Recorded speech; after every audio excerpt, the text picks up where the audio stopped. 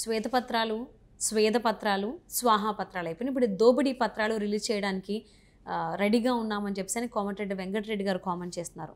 So ఎప్పుడైతే ఈ దోపిడీ పత్రాలు బయటకు వస్తాయో మేము ఆక్రమించుకోవడానికి రెడీగా ఉన్నాము అని తెలంగాణ రక్షణ సైన్యం అంటోంది. సో మరి దీనికి సంబంధించి అప్డేట్స్ ఏంటి, అసలు ఇది ఎలా జరగబోతోంది, ఈ అంశానికి సంబంధించి వారి విశ్లేషణని మనతో పంచుకోవడానికి ఈరోజు మనతో పాటు ఉన్నారు senior journalist, senior political analyst CS Rao garu ఉన్నారు. వారితో మాట్లాడతాం. నమస్తే. నమస్తే సౌజన్య. సో తెలంగాణ రక్షణ సైన్యం ఈగర్లీ వెయిట్ చేస్తుంది ఎప్పుడు ఈ దోపిడీ పత్రాలు వస్తాయి అనేసి అని. దానికి కోమటిరెడ్డి వెంకటరెడ్డి గారు రిలీజ్ చేస్తాం త్వరలోనే అన్నారు. ఈవెన్ దానికంటే ముందు స్వాహా పత్రాన్ని రిలీజ్ చేస్తూ ఉన్నారు. ఇప్పుడు స్వాహా కాస్త పోయి దోపిడీ పత్రాలు, డైరెక్ట్గా దోపిడీ పత్రాలే అంటున్నారు. అవి ఎప్పుడు రాబోతున్నాయి, తెలంగాణ రక్షణ సైన్యం ఎప్పుడు వాటిని ఆక్రమించుకోబోతుంది, అసలు జరుగుతుందా, ఇది జరిగితే ఎప్పుడు జరుగుతుంది? అది ఈగర్లీ వెయిటింగ్, తెలంగాణ సమాజం ఈగర్లీ వెయిటింగ్. అసలు ఏం జరుగుతుంది, అసలు నిజంగా కల్వకుంట్ల ఫ్యామిలీ దోచేసిందా? రేవంత్ రెడ్డి చెప్పినట్టు 1,00,000 కోట్లు లేదా 30,000 ఎకరాలు ఇలా ఎన్నికల సమయంలో చాలా చెప్పారు రేవంత్ రెడ్డి. హైదరాబాద్ చుట్టుపక్కల 30,000 ఎకరాలు ఆక్రమించారు కల్వకుంట్ల ఫ్యామిలీ, 1,00,000 కోట్లకు పైగా దోచేశారు, ఫామ్ హౌస్లు ఉన్నాయి, విలాసవంతమైన భవంతులు ఉన్నాయి, వీటన్నిటిని మేము స్వాధీనం చేసుకుంటాం, ఇలాంటివన్నీ చాలా చెప్పారు. రేవంత్ రెడ్డి చెప్పారు, కోమటిరెడ్డి వెంకటరెడ్డి చెప్పారు, తర్వాత కాంగ్రెస్ పార్టీకి సంబంధించినటువంటి అనేక మంది ఇదే చెప్పారు. పబ్లిక్ కూడా నమ్మారు కాబట్టి అందుకే ఆ దోపిడీ ఎలా జరిగిందనేది శ్వేతపత్రాల రూపంలో అసెంబ్లీ వేదికగా కాంగ్రెస్ పార్టీ బయటపెట్టింది, ప్రజాక్షేత్రంలోకి పంపించింది. So at the same time అదంతా తప్పు అని చెప్పి బీఆర్ఎస్ పార్టీ నాయకులు ఏం చెప్పారు, కల్వకుంట్ల ఫ్యామిలీ ఏం చేసింది, శ్వేతపత్రాలు అని చెప్పేసి విడుదల చేసింది. ఆ శ్వేతపత్రాలకు కూడా సెంటిమెంట్ని రంగరించారు వాళ్ళు. ఇంకా కూడా 10 సంవత్సరాల తర్వాత కూడా ఇంకా కూడా ఆంధ్ర సెంటిమెంట్ అనేది టచ్ చేస్తే ఆ పార్టీకి లేదంటే కల్వకుంట్ల ఫ్యామిలీకి సానుభూతి పెరుగుతుందని చెప్పి వాళ్ళు భావిస్తూ ఉన్నారు. ఆ శ్వేతపత్రాలని పేరు ఎందుకు పెట్టారంటే, శ్వేతపత్రాలని కాంగ్రెస్ పార్టీ రిలీజ్ చేసింది కదా, ఆ శ్వేతపత్రాలను తయారు చేసింది ఆంధ్రాకు సంబంధించినటువంటి ఇంజనీర్లు, ఆంధ్రాకు సంబంధించినటువంటి ఆర్థికవేత్తలు తయారు చేశారు అనేది వాళ్ళు చెప్తున్నమాట. అందుకే శ్వేతపత్రాలకు పోటీగా శ్వేతపత్రాలను రిలీజ్ చేశారు. ఇక్కడ ఎవరైతే అది చెప్తున్నారో శ్వేతపత్రాలు ఆంధ్ర వాళ్ళకి తయారు చేశారని కేటీఆర్ అసెంబ్లీ సాక్షిగా చెప్పారు. ఇదే కేటీఆర్ ఆంధ్ర వాళ్ళతోటి కాళేశ్వరం ప్రాజెక్ట్ నిర్మించారా లేదా సమాధానం చెప్పాల్సినటువంటి అవసరం ఉంది తెలంగాణ సమాజానికి. అలాగే టాప్ 10 కంపెనీస్ ఏదైతే ఉన్నాయో రియల్ ఎస్టేట్ కంపెనీలు, వాళ్ళు ఆంధ్ర వాళ్ళు కాదా అవునా, వాళ్ళకి పరోక్షంగా సహకారం అందించారా లేదా, ఇవన్నీ కూడా బయటకు తీసుకొచ్చే ప్రయత్నం చేస్తుంది కాంగ్రెస్ పార్టీ. సో ఇప్పుడు ఇంకా కూడా ఆంధ్ర సెంటిమెంట్ని పెట్టుకొని రాబోయేటువంటి రోజుల్లో కూడా రాజకీయాన్ని నడపాలని చెప్పి బీఆర్ఎస్ పార్టీ భావిస్తుంది. కరెక్ట్గా అక్కడే బోల్తా పడింది, మొన్న ఎన్నికల్లో కూడా అక్కడే బోల్తా పడింది. తను చేసినటువంటి అభివృద్ధిని ప్రజలకు చెప్పి నమ్మించేటువంటి ప్రయత్నంలో ఓడిపోయింది అది.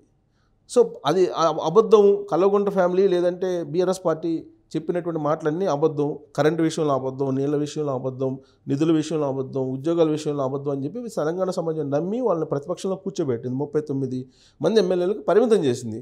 అయినా కానీ మేమే కరెక్టు, అబద్ధం, ప్రభుత్వం చెప్పింది అబద్ధం అని చెప్పేసి శ్వేతపత్రాలని చెప్పి రిలీజ్ చేసి వాళ్ళు చెప్పారు. మేము 3,00,000 కోట్ల రూపాయలు మేము అప్పు చేసాం, 6 లక్షలు కాదని చెప్పి వాళ్ళు అంటున్నారు. 50 లక్షల కోట్ల రూపాయల విలువైనటువంటి సంపదను మేము సృష్టించామని చెప్పి చెప్తున్నారు. అందుకే ఇప్పుడు కాంగ్రెస్ పార్టీ ఏం చెప్తుంది, స్వాహాపత్రాలను మేము రిలీజ్ చేయబోతున్నాం అని చెప్పి ఆల్రెడీ వాళ్ళు దానికి సంబంధించిన కసరత్తు చేస్తుంది. ఏంటి స్వాహాపత్రాలు అంటే, ఎవరెవరు ఎంత తిన్నారు, బీఆర్ఎస్ పార్టీలో ఉండేటువంటి వాళ్ళు మల్లారెడ్డి ఎంత తిన్నారు, అనేకమైన ఆరోపణలు ఆయన మీద వస్తున్నాయి. కేటీఆర్ ఎంత తిన్నాడు, కవిత ఎంత తింది, కేసీఆర్ ఎంత తిన్నారు, హరీష్ ఎంత తిన్నారు, సంతోష్ ఎంత తిన్నారు, గంగుల కమరాకర్ ఎంత తిన్నారు, లేదంటే జీవన్ రెడ్డి ఎంత తిన్నారు, ఇలా రకరకాల పేర్లు టాప్ 20 లీడర్స్ తీసుకొని వాళ్ళది రిలీజ్ చేసే ప్రయత్నం కాంగ్రెస్ పార్టీ చేస్తుంది, ఆ ఎక్సర్సైజ్ చేస్తుంది. ఈ లోపుగానే కోమటిరెడ్డి వెంకటరెడ్డి నిన్న ప్రెస్తో మాట్లాడుతూ దోపిడీ పత్రాలు మేము త్వరలో రిలీజ్ చేయబోతున్నామని అని చెప్పి అన్నారు. ఏంటి దోపిడీ పత్రాలు, కొత్తగా వచ్చినటువంటి దోపిడీ పత్రాలు ఏంటి?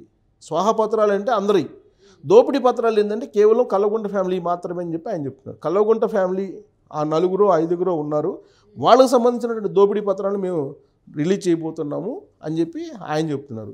సరే, వీళ్ళందరూ స్వాహాపత్రాలు దోపిడీ పత్రాలు రిలీజ్ చేస్తే మాకు ఇన్ఫర్మేషన్ ఇస్తే మేము మా పని మేము చేసుకుంటామని చెప్పి తెలంగాణ రక్షణ సేన రెడీగా ఉంది, రక్షణ సైన్యం. సో తెలంగాణ రక్షణ సైన్యం ఏంటి అని అంటే ఆల్రెడీ ఫామ్ అవుతుంది తెలంగాణలో. రక్షణ సైన్యం ఏంటంటే తెలంగాణ ఉద్యమకారులు ఎవరైతే కోర్ టీం ఉన్నారో వాళ్ళందరూ కూడా రక్షణ సైన్యంగా ఏర్పడబోతున్నారు. రక్షణ సైన్యంగా ఏర్పడి రాబోయేటువంటి రోజుల్లో ఎక్కడెక్కడ టీఆర్ఎస్ పార్టీకి సంబంధించినటువంటి ఆస్తులు ఉన్నాయి, స్థిరాస్తులు, అలాగే చరాస్తులు ఏమున్నాయి, వాటి అకౌంట్స్లో ఎంతెంత డబ్బులు ఉన్నాయి, వాటన్నిటి మీద కూడా ఇప్పుడు సమాచార హక్కు కింద తీసుకునేటువంటి ప్రయత్నం రక్షణ సైన్యం కూడా చేస్తుంది. ఈలోపు ఇటు దోపిడీ పత్రాలు, స్వాహా పత్రాలు కూడా కాంగ్రెస్ పార్టీ రిలీజ్ చేస్తుంది. సో వాటిని బేస్ చేసుకొని సమాచార హక్కు చట్టం కింద మిగిలినటువంటి వివరాలను కూడా సేకరించి టీఆర్ఎస్ పార్టీకి ఉన్నటువంటి ఆస్తులు ఎంత అని చెప్పి వాళ్ళు అంచనా వేయబోతున్నారు. అంటే బీఆర్ఎస్సీ కాదు, టీఆర్ఎస్ పార్టీకి సంబంధించి. నేను అందుకే క్లియర్గా చెప్తున్నాను, టీఆర్ఎస్ పార్టీకి సంబంధించి. ఎందుకంటే టీఆర్ఎస్ పార్టీ అనేది ఉద్యమకారుల పార్టీ. ఉద్యమకారుల స్వేదంతో, ఉద్యమకారుల నిధులతోటి, ఉద్యమకారుల పోరాటాలతోటి, ఉద్యమకారుల ఆత్మాహుతులతోటి ఏర్పడినటువంటి పార్టీ అది. కాబట్టి అది ఆ పార్టీకి సంబంధించినటువంటి ఆస్తులు మొత్తం తెలంగాణకు సంబంధించినటువంటి సంపద అని తెలంగాణ రక్షణ సైన్యం భావిస్తూ ఉంది. ఆ విషయాన్ని నాకు ఇంటర్వ్యూలో తెలంగాణ విటల్ చెప్పడం జరిగింది. సో తెలంగాణ రక్షణ సైన్యం కార్యాచరణను తయారు చేయబోతుంది. రాబోయేటువంటి రోజుల్లో ఆ సైన్యం యొక్క కార్యాచరణ ఎలా ఉండబోతుందని అంటే వాళ్ళు చెప్తుందని తెలుసుకోవడంతో పాటు అఫీషియల్గా వాటిని ఆక్యుపై చేయాలి, ఆక్రమించాలి. అంటే తెలంగాణ రక్షణ సైన్యానికి తెలంగాణ ప్రభుత్వం సహకరిస్తుందా? డెఫినెట్గా. ఎందుకంటే దోపిడీ పత్రాలు, స్వాహా పత్రాలు వాళ్ళే రిలీజ్ చేస్తున్నారు కదా. రిలీజ్ చేస్తున్నప్పుడు అది తెలంగాణ సంపద అనేది వాళ్ళే నిర్ధారిస్తుంది, ప్రభుత్వం నిర్ధారిస్తుంది. ప్రభుత్వం నిర్ధారిస్తున్నటువంటి సమయంలో తెలంగాణ రక్షణ సైన్యం ఆ ఆస్తుల్ని స్వాధీనం చేసుకునేటువంటి ప్రయత్నం చేస్తుంది. సో ఇప్పటికే తెలంగాణ రక్షణ సైన్యానికి కొంత అవగాహన ఉంది, ఎక్కడెక్కడ టీఆర్ఎస్ పార్టీకి సంబంధించినటువంటి ఆస్తులు ఉన్నాయి, ఎక్కడెక్కడ సంపద ఉంది అని. సో వాటిని ఆక్యుపై చేసుకోవడానికి ఒక కమిటీగా ఏర్పడబోతుంది. సో తెలంగాణ రక్షణ సైన్యం కనుక రంగంలో దిగితే అప్పుడు ప్రభుత్వం సహకరిస్తుందా లేదా అనేది మరొక ప్రశ్న. అయితే ఈలోపుగానే దోపిడీ పత్రాలు, స్వాహా పత్రాలు కూడా బయటికి రాబోతూ ఉన్నాయి. ఎన్నికల సమయంలో ఈ దోపిడీ పత్రాలు, స్వాహా పత్రాలే ప్రధానమైనటువంటి ఎజెండాగా లోక్సభలో ఉండేటువంటి అవకాశం ఉంది, లోక్సభ ఎన్నికల్లో. సో లోక్సభ ఎన్నికలకు సంబంధించి అటు బీజేపీ రెడీ అవుతుంది, ఇటు కాంగ్రెస్ పార్టీ రెడీ అవుతుంది, ఇటు బీఆర్ఎస్ పార్టీ కూడా రెడీ అవుతుంది. ఇలాంటి తరుణంలో ఈ పత్రాలను రిలీజ్ చేయడం ద్వారా రాబోయేటువంటి రోజుల్లో ఎన్నికల క్యాంపెయిన్గా దాన్నే ఎంచుకునేటువంటి అవకాశం ఉంది. ఒకవేళ దాన్ని ఎంచుకోకపోతే ఇప్పుడు ఏదైతే కాంగ్రెస్ పార్టీ హామీలు ఇచ్చిందో 6 హామీలు, వాటికి సంబంధించి ఆల్రెడీ ఎక్సర్సైజ్ జరుగుతుంది. వాటిని ఎలా అమలు చేయాలనేది ఈలోపుగానే బీఆర్ఎస్ పార్టీ ఏం చేస్తుందంటే అబద్ధాలు చెప్పి కాంగ్రెస్ పార్టీ అధికారంలోకి వచ్చింది. ఇప్పుడు ఈ 6 హామీలని అమలు చేయలేక, అమలు చేయడానికి నిధులు సహకారం లేదు, నిధులు లేవు అని చెప్పేసి మా పైన అభండాలు మోపుతుంది అని చెప్పి బీఆర్ఎస్ పార్టీ చెప్తుంది. అంటే నిధులు లేవు కాబట్టి మేము అమలు చేయలేమని చెప్పడానికి ఈ శ్వేతపత్రాలను విడుదల చేసిందని చెప్పి బీఆర్ఎస్ పార్టీ చెబుతుంది. సో దానికి ప్రతిగా కనుక ఇప్పుడు దోపిడీ పత్రాలు, స్వాహా పత్రాలు కనుక విడుదల చేయకపోతే ఇప్పుడు బీఆర్ఎస్ పార్టీ పై చేయగా నిలిచేటువంటి అవకాశం ఉంది. దానికి కాంగ్రెస్ పార్టీ సహకారం ఎట్టి పరిస్థితుల్లో అందించదు. ఎదురుదాడి చేయడానికి కాంగ్రెస్ పార్టీ సిద్ధపడుతుంది. ఆ ఎదురుదాడి అంటే కేవలం స్వాహా పత్రాల్లో దోపిడీ పత్రాలు రిలీజ్ చేయటం, ఆ తర్వాత వీటిని బేస్ చేసుకొని విచారణకి ఆదేశించడం, ఇది జరుగుతుంది. దాంట్లో తెలంగాణ రక్షణ సైన్యం కూడా ఇన్వాల్వ్ అవుతుంది. ఇన్వాల్వ్ అయితే కనుక టీఆర్ఎస్ పార్టీకి సంబంధించిన ఆస్తులన్నింటి మీద కూడా మాకు హక్కు ఉంది అని చెప్పి వాళ్ళు న్యాయ పోరాటం చేయడానికి కూడా సిద్ధమవుతున్నారు అనేది ఇప్పుడు తెలంగాణ సమాజంలో జరుగుతున్నటువంటి చర్చ. లోక్సభ ఎన్నికలకి ఈ స్వాహా పత్రాలు అలాగే దోపిడీ పత్రాలని బేస్ చేసుకుని వెళ్తుంది అంటున్నారు కదా కాంగ్రెస్ పార్టీ.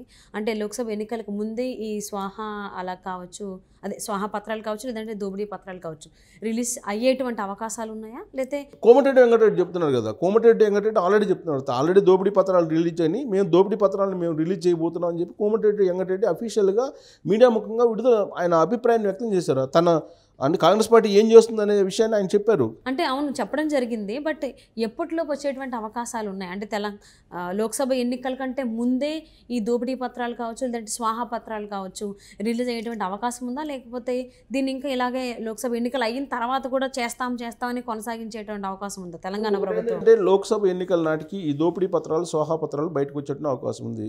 ఎక్కడి నుంచి వస్తాయి అంటే 2014 నుంచి 2023 అధికారం కోల్పోయేంత వరకు బీఆర్ఎస్ పార్టీ ఏమేం చేసిందనే దాని మీద ఒక లిస్ట్ అవుట్ చేయబోతున్నారు. కాంగ్రెస్ పార్టీ ఆ మేరకు ఎక్సర్సైజ్ చేస్తుంది. ప్రధానంగా నయీం ఎన్కౌంటర్ జరిగిన తర్వాత నయీం ఆస్తులు ఎక్కడికి వెళ్ళినాయి అనే అక్కడి నుంచి ప్రారంభించి మియాపూర్ భూకుంభకోణం దగ్గర తీయడానికి ఈ దోపిడీ పత్రాలని తయారు చేస్తూ ఉన్నారు. ఈ దోపిడీ పత్రాలు బయటకు వస్తే ఖచ్చితంగా టీఆర్ఎస్ పార్టీకి సంబంధించి లేదా ఇప్పుడున్నటువంటి బీఆర్ఎస్ పార్టీకి సంబంధించినటువంటి నేతల యొక్క, ప్రత్యేకించి కల్వకుంట్ల ఫ్యామిలీ యొక్క మొత్తం వ్యవహారం తెలంగాణ సమాజం ముందు ఉంచేటువంటి అవకాశం ఉంది. ఇది ఫస్ట్ స్టెప్. తెలంగాణ సమాజం ముందు ఉంచి లోక్సభ ఎన్నికల్లో దీన్ని ఒక చర్చనీయాంశంగా రాజకీయంగా తీసుకెళ్ళబోతుంది కాంగ్రెస్ పార్టీ. ఆ తర్వాత లోక్సభ ఎన్నికలు కూడా ముగుస్తాయి. ఆ తర్వాత సిట్టింగ్ జడ్జి చేత విచారణ చేపిస్తారా, లేదంటే సిబిఐకి ఇస్తారా, లేదంటే ఈడీకి ఇస్తారా, లేదంటే తెలంగాణ సిఐడికి ఇస్తారా, లేదంటే ప్రత్యేకమైన సిట్ని ఏర్పాటు చేసి విచారణకు ఆదేశిస్తారా అనేది నెక్స్ట్ క్వశ్చన్.